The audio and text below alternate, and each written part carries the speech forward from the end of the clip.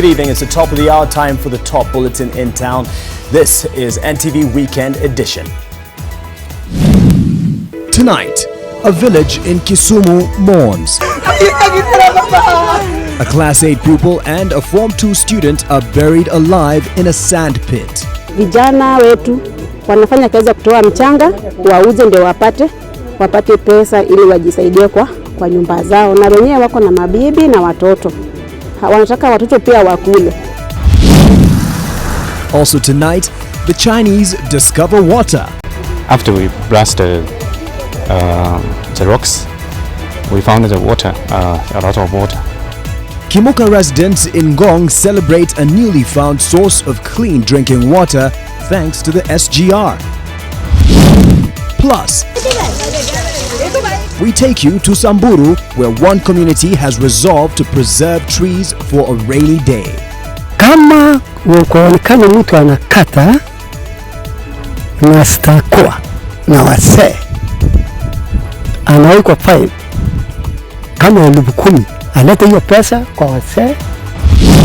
Also tonight, we check up on Wilfred Mwende 2 months after that viral video of her now jailed husband brutalizing her appeared online.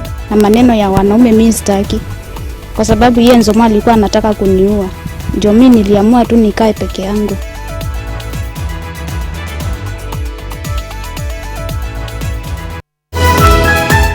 NTV Weekend Edition with Mark Masai. Good evening. Thank you for joining us on NTV Weekend Edition, and on the sign language interpretation is David Agondoa. Television journalist Jackie Maribe has this evening been arrested in connection with Monica Nyawera Kimani's murder. The TV journalist had been back at the Directorate of Criminal Investigation headquarters for the third day to record a statement when the decision was made late evening to detain her. Maribe is currently being held at the Gigiri police station. Her fiancé, Joseph Irongo, the prime suspect in Monica Kimani's murder investigation, is in custody as police were allowed 10 days to detain him to finalize investigations before formal charges are preferred against him. Detectives interrogating her said they wanted her to clarify some issues in statements recorded by her fiancé, Irongo, and their neighbor at Royal Park Estate in Langata and her housemaid. Police haven't yet disclosed what charges she will be facing in court on Monday. A Form 2 student and a Class 8 candidate were today buried alive in Kolua village, Kisumu County. The two met their sudden and tragic death after a sand pit collapsed while they were harvesting sand. The pain of losing two young souls so suddenly and so tragically evident in this village. Crowds gathered to help retrieve their remains from the pit that was once their source of livelihood, and one that turned into their early grave. Tuliposikia mshtuko ndio tukakimbia tuone ni nini ambayo imetokea. Tukakuja tukapata vijana wawili tayari zimelala na moja ilivunjika, tukajaribu mwingine pia hivyo. Two young boys had come here to get the sand for sale. It was their way of earning a living and paying for their education. Badala ya kwenda kuiba ama kuua mtu, wakuja kuchota mchanga hapa. Sasa hii mchanga walikuwa na chota na wanauza. Sipokuwa wanajua ilikuwa mchanganyiko. Watoto wa shule walikuwa ndani na watu wakubwa wenyeji pia walikuwa hapa ndani. Vijana wetu wanafanya kazi ya kutoa mchanga, wauze ndio wapate pesa ili wajisaidie kwa nyumba zao, na wenyewe wako na mabibi na watoto. Wanataka watoto pia wakule. However, today things did go wrong for them, and fatally so. Na hii kisa imetokea hapa ya mchanga ni usoni kwetu. Kama hii boma kijana yenye alikuwa hana mzazi hata moja, ni mtoto tu peke yake. Residents say the local administrators ought to be held responsible for failing to ensure that the safety regulations are adhered to, especially as the rains approach. Mtu hawezi kuzoa mchanga kwa area yako na huko na uwezi kuchukua responsibility ukuje uangalie hiyo mchanga inaendelea aje. Kila siku mchanga inaua watu wetu hapa. Police were called to the area of the incident and took the bodies of the deceased to the mortuary for preservation as the families begin to plan their funerals. Brenda Wanga, NTV. Our condolences to the families. Inspector General of Police Joseph Boynet has assured residents of Samburu and other clash-torn areas within Nandi County that adequate security has been deployed to ensure the calm remains. He says those caught breaking the law, including inciting communities to violence, will face the law. We have managed to bring order and stop basically the clashes that were in Samburu area. And as of now, normalcy has returned, but it is now incumbent upon the relevant other arms of government to figure out what are the fundamental issues that keep triggering these clashes. Our responsibility is maintenance of law and order, but the fundamental issues is for other departments to look into. But should anybody break the law, they face the full force of the same law. Now to politics, several coast regional politicians have told opposition leader Raila Odinga that their political marriage is over and he should forget their support come 2022. The leaders said they had backed Odinga for years, yet the coast has not benefited from any development projects. They were speaking in Kwale, where Deputy President William Ruto opened the Mprirani Primary School. Serikali ya Uhuru Kenyatta na William Ruto ni serikali ambayo tunaipiga vita, baadaye wakishamaliza wanatuambia kujeni tufanye kazi. Na sisi mwataka mtuambie wa pwani hiyo ndio maisha tutaendelea nayo? Haiwezekani. Pwani tumekuwa naye mzee wetu yule ambayo tumemwenzi kwa muda mrefu, lakini sikumbuke hata siku moja tulienda kushuhudia hata tuktuku imeletwa mahali kwa sababu wa pwani wafurahi. Safari za kujapigiwa mdomo majukwani, sisi kupiga makofi na kukatika viuno vina kazi yake hivi. Na tumesema sisi wakati huu hatutaki tena mambo ya mzaha. Siasa ile ya zamani ya ukabila, ya watu kugawana, sijui mpwani mbara, sijui Muislamu Mkristo, sijui wa chama hii na ile.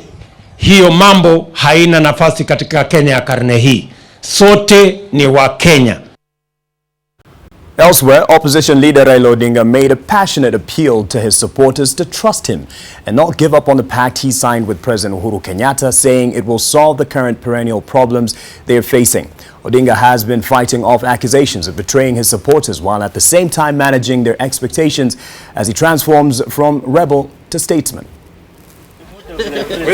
NASA principal Raila Odinga has been under intense pressure from his supporters who have accused him of betraying them following his unexpected partnership with President Uhuru Kenyatta that jolted the political landscape. At the burial of former Rangwe MP Homa Muga in Homa Bay County, Odinga, who spoke in the local Luo dialect, was hoping to touch the hearts of his supporters, many of whom have accused him of abandoning them. His message, trust me.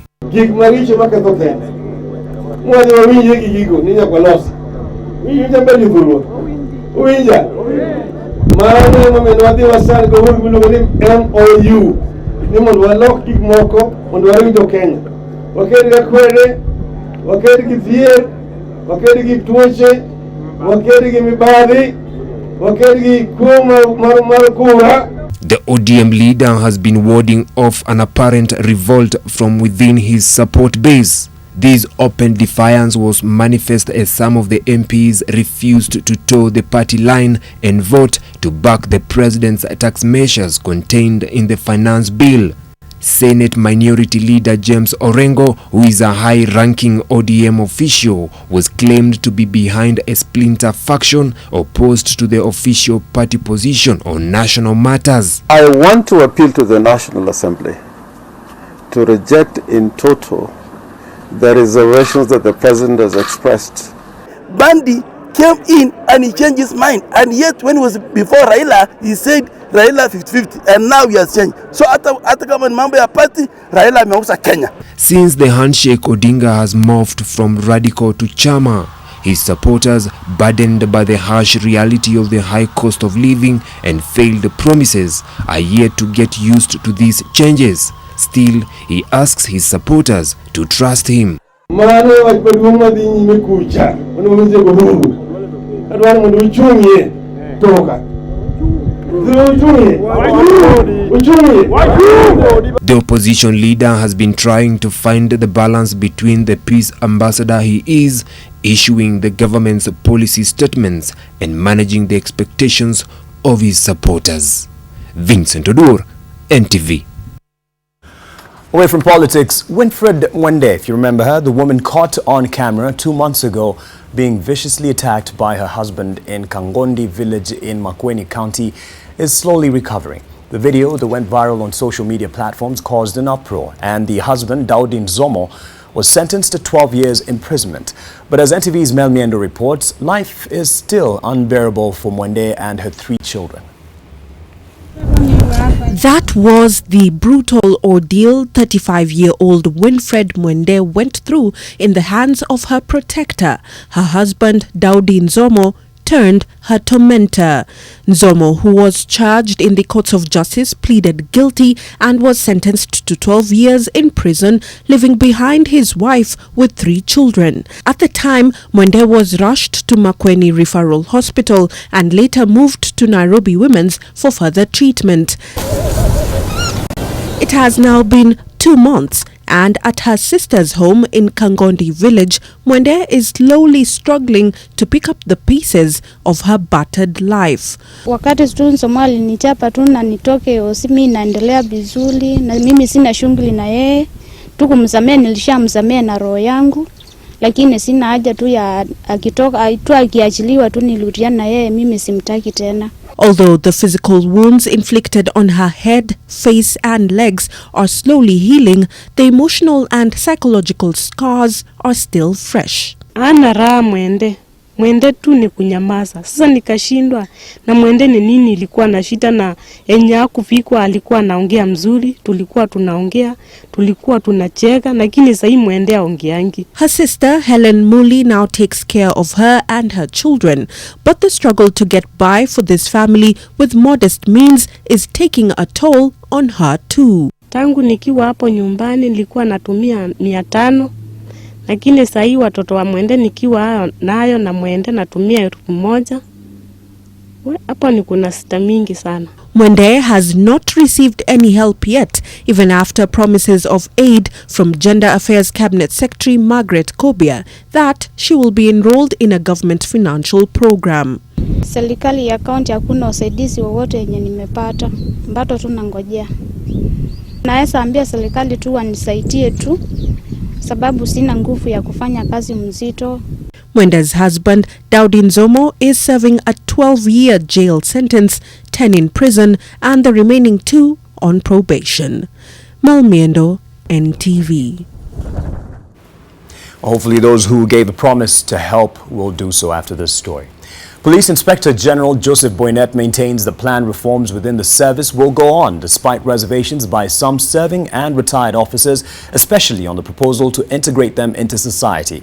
Boynet says the move to have general service officers live with citizens will help improve the relationship between the police and citizens that has been less than rosy.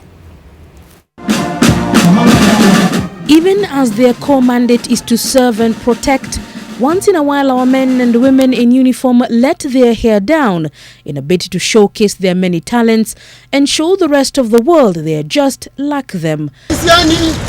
But engagement between them and the civilians has been at arm's length, a wall that the Inspector General of Police believes should be broken in order for the police service to gain trust within the public eye. Even subordinate officers to live outside police lines. I guess that could sound a bit outlandish to some of you, that askari anakaa, I can see a couple of officers shaking their head and saying, "Hiyo ni maneno haiwezekani." But even as junior general service officers prepare for a life away from isolation and from the police lines and camps, the change is not for everyone. Those in formed police units will still remain in police lines. The quest for integration may be a steep climb for the officers. For many Kenyans who have seen their brutal side, the images of a brutish police service may not quickly go away. The reason being is we want to integrate police officers as it happens in many other parts of the world with the communities they serve. The National Police Service is also looking to improve the welfare of its servicemen and women. In the next few months, it will build an academy for girls in Gilgil, similar to Tumishi Academy for boys, that also seeks to ensure the girl child within the police families gets an equal opportunity at quality education. Just like the Kenya Defence Forces, the National Police Service also hopes to build a hospital that will serve not only serving but also retired officers. We have secured land next to Mbagathi Hospital. Basically, it's opposite Mbagathi Hospital, but it's within the general area of Kenyatta National Hospital. We have been given 5 acres. Our plan is to set up a 300-bed hospital. The Inspector General spoke during an annual general meeting of the National Association of Retired Police Officers Kenya, which will look into the welfare of retired officers. Leila Mohammed, NTV.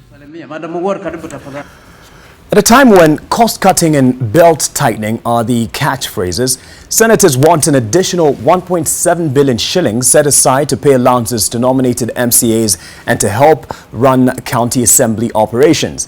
And as Kennedy Morethi reports, some of the senators argue it's not just the nominated MCAs who should be paid their allowances, but also nominated members of the National Assembly and Senate who argue they're not compensated enough to cater for the constituencies they represent. On Wednesday, during Senate's afternoon plenary sittings in Uasin Gishu County, nominated Senator Naomi Masita Shionga wanted the chairperson of the Finance and Budget Committee to explain the status of implementation of monies allocated to counties and that were meant to, among other things, cater for nominated MCAs' office space and allowances. They need to be given even more than per diem. They just need to be treated like any other member because they contribute equally. Her sentiments received support from a number of leaders. Mr. Speaker, I know many county assemblies where nominated members, even my county assembly of Nairobi, do not have office space, have not got on the staff. I know many county assemblies, Mr. Speaker, where nominated members are treated as second-class legislators, forgetting that many great Kenyans, including His Excellency Uhuru Kenyatta, yours truly Sakaja Johnson, Moses Wetangula, were also nominated members. There has been this notion that if you are nominated, the next time you are going to approach somebody from their seat. Media reports have been awash with news of nominated MCAs being treated unfairly by their elected counterparts. In some instances, some assemblies have passed motions aimed at excluding nominated MCAs from decision-making or even access to allowances. These people also spend in as much as the elected members spend, because if they are given offices, people with disabilities will be going to those offices to be heard and to be represented. We run the offices from our own pockets. There is no money even for furniture. We sometimes have to renovate our own offices. I mean, this is something that people don't talk about, but it's the truth. The Finance and Budget Committee says it made the budgetary recommendations approving the inclusion of the about 800 nominated MCAs countrywide to create a uniform platform. It's now upon the county assembly boards to implement these proposals, with the Finance and Budget Committee expected to check on the status of the implementation periodically. As far as the committee is concerned, this matter has been dealt with. CRA, actually, the figures they brought to us in terms of expenditure for county assemblies will increase by an extra 1.7 billion, knowing that the sitting period is longer, knowing that the allowances for sitting is longer, knowing that the recurrent expenditures of assemblies are longer. And my own thinking and understanding is that the assemblies were dealt together with a total entity. Their justification is that they too have a constituency to represent, and sometimes even bigger than the elected ones. Kennedy Morethi, NTV in Uasin Gishu County. It's 17 minutes past the hour. NTV Weekend Edition takes a quick break, but coming up,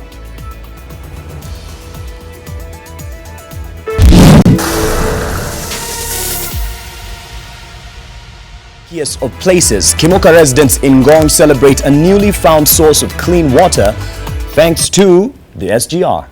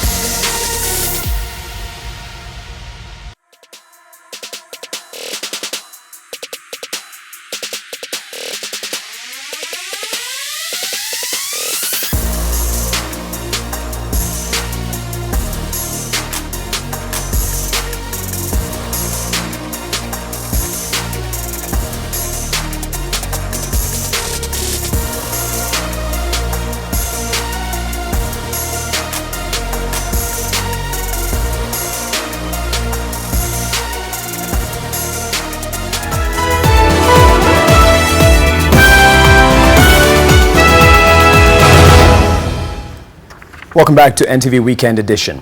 More than 5,000 families in Kimoka area in Ngong, Kajiado County will benefit from clean water. The Kimoka residents have already started receiving water from a spring which was discovered as China Road and Bridge Corporation contractors working on phase 2 of the standard gauge railway project dug a tunnel in Ngong. Rozongoi spoke to the residents who are hopeful that their water woes are behind them. The construction of Kenya's longest railway tunnel at Ngong Hills in the SGR Phase 2A project, which links Nairobi to Naivasha, has brought double blessings to Kimoka residents. China Road and Bridge Corporation, the company building the railway, discovered the natural water source with a capacity of 1,700 cubic meters per hour while constructing the 4.5-kilometer tunnel at Kimoka. Kimoka is located some 13 kilometers away from Ngong town. The community here is used to unpredictable and mostly dry weather. Water scarcity has over the years adversely affected households, and residents are forced to share unclean dam water with livestock and wild animals. The discovery of the spring has signaled an oasis of hope in this dry region. April, after we blasted the rocks, we found the water, a lot of water from these rocks. It's from the upside. The community and also Kenya Railways, they give us the proposal that try to divert this water to outside, and also the community can take advantage of it. The water, which began seeping from an underground aquifer 6 months ago, has already formed a stream stretching 100 kilometers. The Chinese firm has since been working with local communities to tap the fresh water and channel it for use by 5,000 families in Kajiado West, where access to clean water stands at 35%.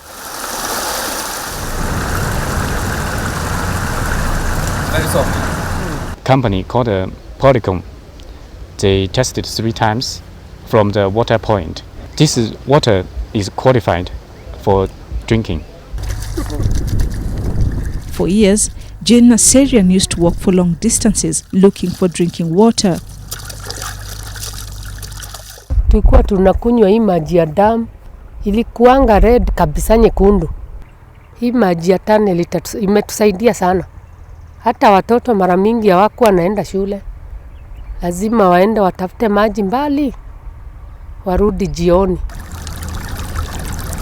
Watu wameanza kupanda mboga, sukuma. Kitambo tulikuwa lazima tuende Ngong kwa soko ya Ngong. The Chinese company is constructing 2 800 cubic meter tanks to store and treat the water. When this tunnel is through, we are going to divert this water by the pipe to the water tank, and we are going to set the septic tank outside the tunnel, so it's going to help purify the water to the big tank. Plans are also underway to use the water for irrigation and improve food production in the area. The water has already been directed to the distribution. Plans are underway to build livestock troughs along the new water channel. Rozongoi, NTV. Let's now take you to Samburu. Indigenous communities who have retained their rich culture and heritage have been reluctant to adopt modern ways. But some of these traditions have proven helpful in helping them survive modern-day challenges such as climate change in the harsh territories they occupy. Tonight, NTV's Melita Oletenges looks into how the Samburu community's resolve to preserve crucial trees also means a sustenance for their livestock during lean times. These acacia trees stand defiantly in the barren land and ferocious heat of Twale area, Isiolo County. Their presence deeply appreciated by the locals here, who shelter under their dappled shade from the sweltering heat. It has some benefits for their livestock too. Na iko matunda yake yanatokanga. Na hiyo ndio mbuzi ndio hapa au ng'ombe hata ngamia pia ndio unasaidia kwa kama hiyo.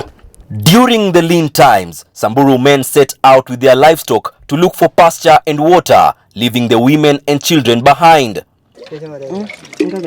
And for a community that depends on milk and meat for their diet, those left behind have little to feed on. They struggle to get food, they struggle to get water, they walk for long distances for water, they go for long distances to buy food from markets, and so you'll find that most of them get malnutrition. And that's why the community decided to preserve the acacia tree, as it is a source of providence for their livestock during seasons of drought. That way, they don't have to wander too far off. Kama kuonekana mtu anakata na stakwa na wasee, anawekwa fine kama 10,000, alete hiyo pesa kwa wasee, wasee atagawa hiyo pesa akule hapo. In the past, Samburu people had been keeping donkeys, cows, goats and sheep, but with the climate change and unreliable rain patterns, they have had to diversify and start keeping camels that go for days without water. Kama yuko na juu anakuja, ng'ombe anamaliza, punda anakufa, mbuzi, kamia anakula, hata kama ni kidogo, hata kama ni miti, tu naangalia hapo sasa nakuja. The women in these communities have tried to mitigate, to find ways to adapt to this climate change, and one of them is by following the rules that men put in this community, because men are the owners of this land. The camels are also an accepted bride price in the community, but only among privileged families. Tamani sisi hapa ni kongamea, alikuwa ng'ombe tu na mbuzi na punda, hiyo alikuwa ni hivyo. Na basi sasa wakati nimepata ngamia, tunaweka msujana ngamia na ng'ombe. Twale is among the villages that depend on relief food in the dry seasons. But with the involvement of its indigenous people and with help from the Samburu Women Trust in addressing climate change, the community is slowly changing its fortunes. Under the veil of a rich and undisturbed culture, most indigenous communities such as the Samburu are faced with certain limitations and restrictions, especially for the women and children. But in the wake of climate change, they have learned to come together to find means and ways of surviving in this unforgiving and harsh environment. Milita Oletenges, NTV in Twale, Isiolo County. From that initiative to save the environment to health advancements in Homa Bay County, which has adopted a wing of the newly built lab at the County Referral Hospital for the specific task of testing expectant mothers in a bid to boost the uptake of antenatal medical care in the county. A majority of pregnant mothers have for a while been giving lab tests a wide berth owing to the long periods they have to wait for results. And Eunice Omolo has visited the area and will be giving us some details on how often this puts the unborn child at risk of death and diseases such as HIV. And this, I'm told, we'll have this report after this short break. Apologies for not having it ready at the moment. Stay with us.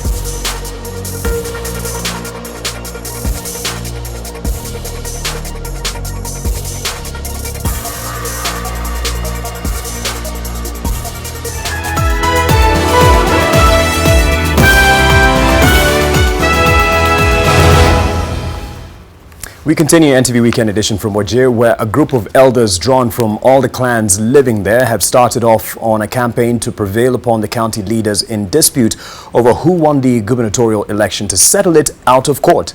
This will be the 6th attempt at a negotiated resolution driven by elders. This comes even as the Supreme Court that is hearing the election dispute allowed Governor Mohamed Abdi to bring in new evidence in support of his case. Our reporter Nurdin Elmoge has more from Wajir. The elders from different clans, 10 from Ogaden, 10 Dogodia, 10 Ajuran, and 10 from minority communities living in the county, want to push former Governor Ahmed Abdullahi and Ahmed Mohamed to withdraw their petition against the election of Governor Mohamed Abdi. Watu wa Wajir wanataka maendeleo, amani na umoja. Hatutaki mambo ya kesi iendelee tena. Tunataka hao mandugu zetu wasikizane na gavana yao, waungane, wakae pamoja na wajaribu namna ya kuendesha Wajir iende mbele. Hakuna sehemu jamii fulani ambaye hana mamlaka katika hii county. Ile county leaders ambaye si kiti nne. Sisi jamii tatu ile wakubwa hapa area county hii. Sisi watu wa South tuko na 2. Watu ya jamii ya kila Ahmed Abdullahi na Mohamed Mahmud wako na governor, na watu kutoka North wako na senator. Kwa hivyo hata hiyo madaraka zote tumegawanya. This will be the 6th attempt by elders to bring together the candidates so as to resolve the ongoing court battle that will now be determined at the Supreme Court. Ilikuwa tumefanya majaribio ya kujaliana na hawa, lakini huyu ndugu yangu ilikuwa gavana ya zamani. Kata wazee wa kutoka kila mahali amejaribu kupinga. I will request the petitioner to accept or to embrace handshake with immediate effect, because in Wajir, in our culture, if you look at northeastern province, the 3 counties, Garissa had also a petition, governor's petition. Mandera had governor's petition, and all of them have embarrassed handshake. Miaka 1.5 imeenda, ilichobakia ni miaka 3.5. So tunaomba huyo ndugu wetu Ahmed Abdullahi aje akae na wazee na akubali tuendeshe hii county yetu. This comes even as the Supreme Court judges allowed Wajir Governor Mohamed Abdi to find new evidence as he fights to retain his seat. Nurdin Elmoge, NTV, Wajir County. To another form of a negotiated settlement to disputes that the DPP has been trying to counter. Reports of child defilement in Mandera County have spiked in the last month, but with the community relying on the traditional maslah system to settle disputes, a number of offenders often go unpunished. The office of the DPP in Mandera County has been making some inroads in prosecuting some of the offenders, and for the first time in a long time, the community has started to take notice. The latest victim is a 2-year-old boy. He was defiled by a distant relative at home while his mother was away buying some items at nearby kiosk. The perpetrator, Abu Bakr Bashir, was sentenced to life imprisonment and is set to serve time at the community maximum prison in Nairobi. The final verdict has brought relief to the boy's family. Nimepata furaha kwamba jana yangu apewe hata haki. The 2-year-old boy is one person in a growing list of grim statistics the DPP's office in Mandera County has been handling recently. The DPP's office in Mandera County has made several strides in the quest to change the status quo in a place where the Maslaha system used to thrive. We used to have so many acquittals attributed to Masla, but at least as for now, we are registering convictions, even in cases where there has been attempts to settle these matters through Masla. In the case of the 2-year-old boy, the elders tried to convince the father to withdraw the case, urging him to settle to the Maslaha system. But the father stood his ground, insisting the matter should be settled in the court. Ila waila serikali itukuze hiyo maneno, lazima kuna sharia, lazima ufuate sharia. The DPP's office in Mandera arrested 2 elders who tried to bribe the minors further to influence to withdraw the 2-year-old defilement case and are now facing charges in Mandera Law Court. Early this year, the Mandera Law Court sentenced a 70-year-old man to life imprisonment for defiling his granddaughter, making this the first few successful defilement cases for the DPP's office in Mandera County since its establishment in 2014. Ahmed Abdi, NTV, Mandera. To a story making international headlines now. Nearly 400 people were killed after a tsunami triggered by a magnitude 7.9.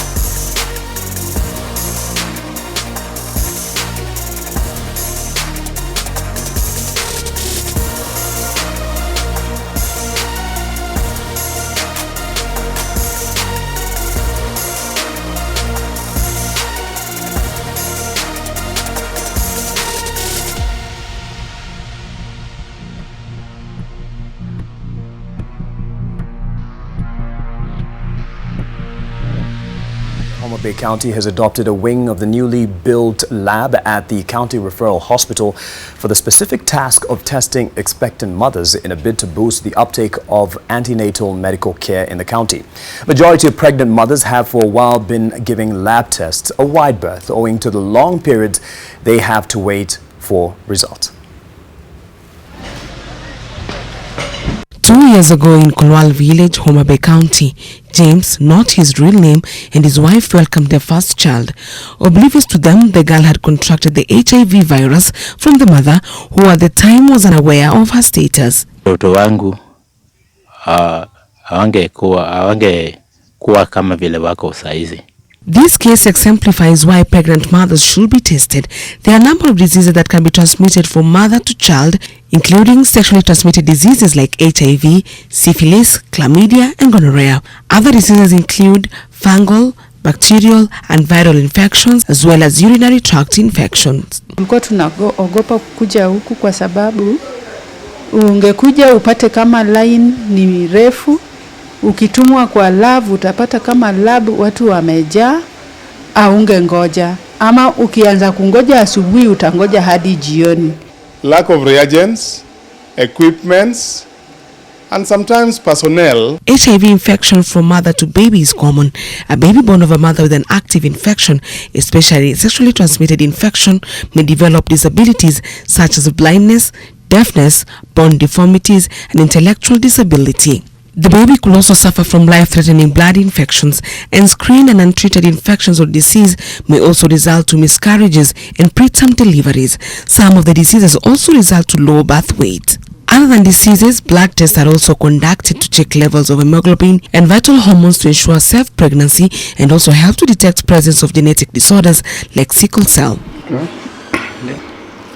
We realized that some of them would straight away come when they have delivered. Now, at such points when they have delivered, the test results that ought to have been done before delivery were now a non-conformity. Monitoring of a baby's milestone starts in the womb. During prenatal health care, an ultrasound scan to check on the growth and development of the unborn child is imperative. According to the officials, the hospital received about 5 pregnant women in a day.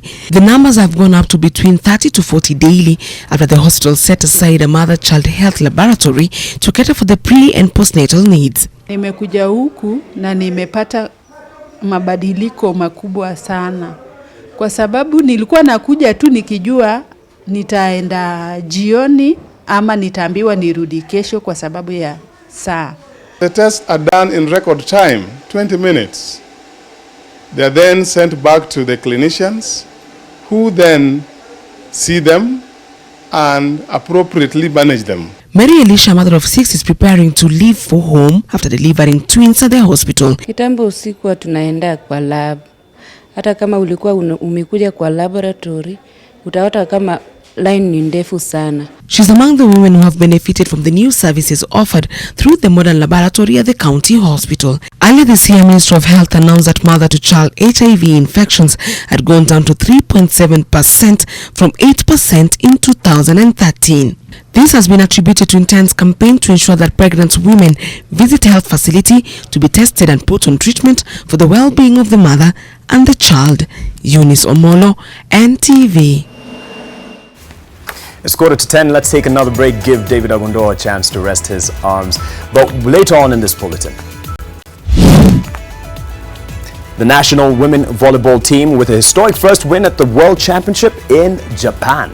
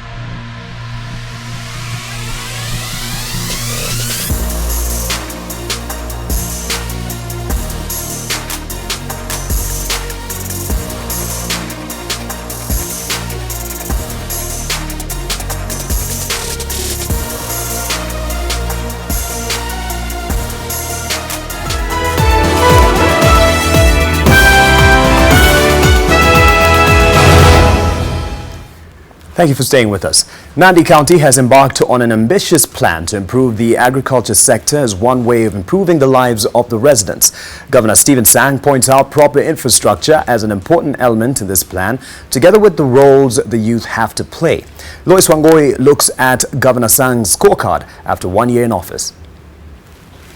Over the years, poor road networks in Nandi County have slowed down development, especially in agriculture. New roads being opened up to reach farmers, farmers who had to carry their their farm produce, using donkeys and the likes. Like for example, there's a road that we newly opened in Tinderet that goes through Kericho.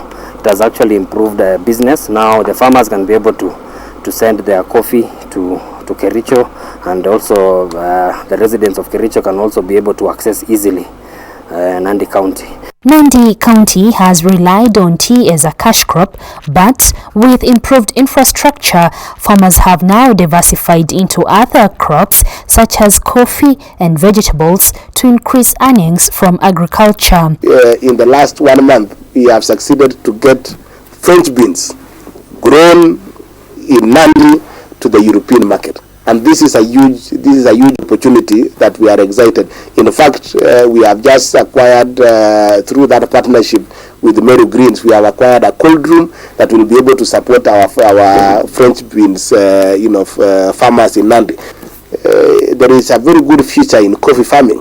The county government says it is channeling most of its resources into the agriculture sector and has embarked on a plan to improve dairy production. So we have provided, or we have a program for subsidized AI, services in our county, highly subsidized by the county, and this is meant to improve the breeds, across the county, so that we're able to have good breeds that can be able to produce enough milk to support these families. But it is the health sector that had presented the biggest challenge. The lack of medical supplies, equipment, and frequent strikes by health workers had completely paralyzed services. We have ensured that our facilities are adequately stocked with medical supplies. We have a good standing with KEMSA in terms of supplies of medical supplies in our facilities. We have ensured that we have paid the KEMSA so that then when we make our orders, we have no challenges in terms of them responding. Now in Kapsabet we offer dialysis, services at subsidized rates. Now we have MRI, facility in Kapsabet, and as we speak right now, courtesy of our working relations with the national government, we have a contractor on site who is putting up the structure, and within the next 2 months we will be able to have our CT scan up and running in Kapsabet County Referral Hospital. The governor is confident that these efforts are changing the face of Nandi County. The running call of my administration is transformation of Nandi County. We want to ensure that residents of Nandi who had no disposable income in their families are able to have something coming in from agriculture. As the youngest governor, Stephen Sang understands challenges affecting the youth. For us, this is going to be a referendum on the potential of the youth in terms of leadership. And we must be able to deliver, because this is going to be an example that will be quoted across the Republic in terms of the performance of young leadership. Lois Wangoi, NTV, in the county of Nandi. From the agriculture sector in Nandi, as my teacher used to call it, we'll be getting into sports. A lot to look forward to, what with the humiliating defeat of Man U and the victory of Arsenal. I'll let Brian Otwal give you the details and highlights of that after the break.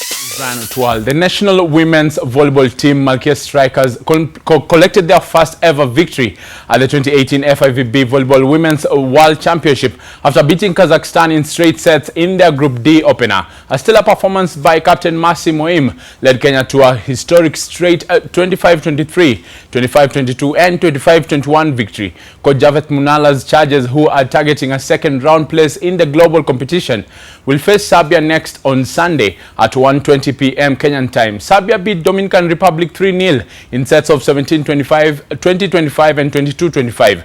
Defending champions Brazil saw off Puerto Rico in straight sets in the other Group D tie. The Kenyan Queens will be seeking their second win to improve their chances of a second round finish.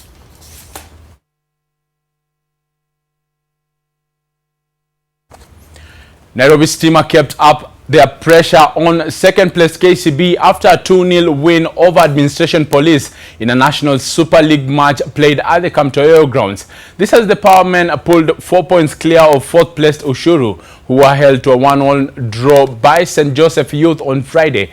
With only 3 matches left, Stephen Owusu hit a brace to take his tally to 20 goals this season. GFE 105 and Nakuru All-Stars meanwhile dipped further into relegation danger after losses to Modern Coast Rangers and FC Talanta respectively. Both sides are tied at 21 points, 4 shy of 17th placed Migori Youth. Huu ndio wanapata bao. Shuru. Kwa hivyo ni asset kubwa sana kwa timu hii. Kitu kizuri bao wanapata la kusawazisha ndio. Tafuta tabu Kevin. Kichwa kizuri yule. Wakasala hapo. Gor Mahia will on Sunday be crowned the Kenyan Premier League champions for the 4th time in 5 years and their record 17th title after their match against Mandera United at the Moi Stadium in Kisumu. However, Gor have lost their last 3 league games in a row, but this has had no consequence on their championship status as they secured the title in August with 6 matches left. In other fixtures, Nzoia Sugar hosts Tusker, Posta Rangers clash with Sony Sugar, Sofapaka play Nakumat, Zoo Kericho travel to Thika United, Ulinzi Stars face AFC Leopards. Vihiga United will aim to get 3 points against Kariobangi Sharks. Wazito host Bandari and Chemelil Sugar play Kakamega Homeboys. And the Harambee Stars under-23 team will play Mauritius in the Africa Cup of Nations qualifiers. This as founder of Young Talents Soccer Academy in Ngong and Kenya football coach Hamisi Mohamed is one of the 6 finalists in the Arsenal World Remit coaching program. These and other stories in our local roundup.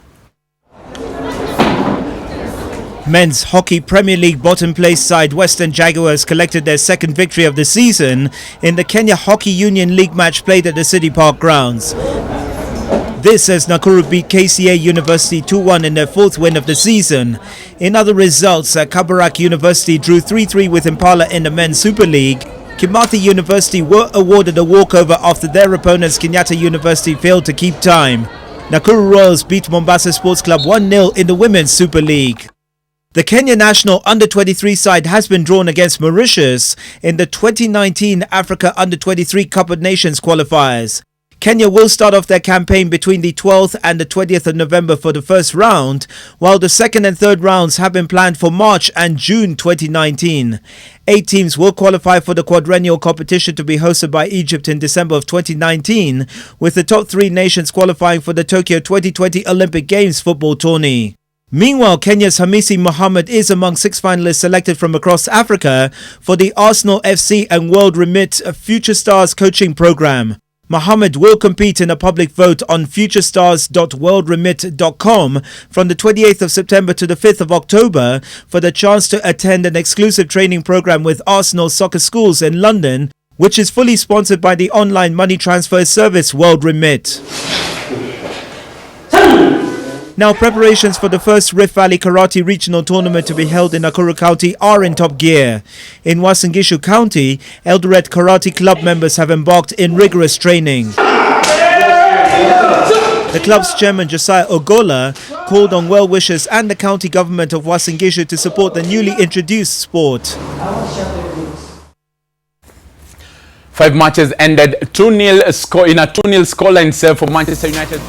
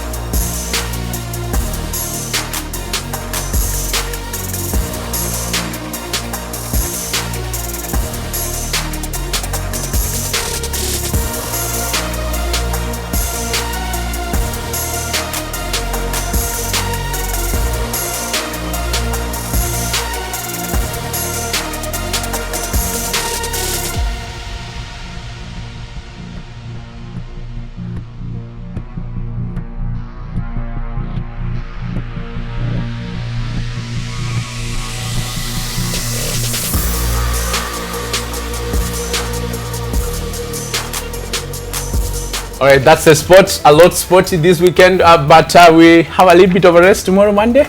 All right. Start the week. You really don't want to talk about Man U losing. We already did that.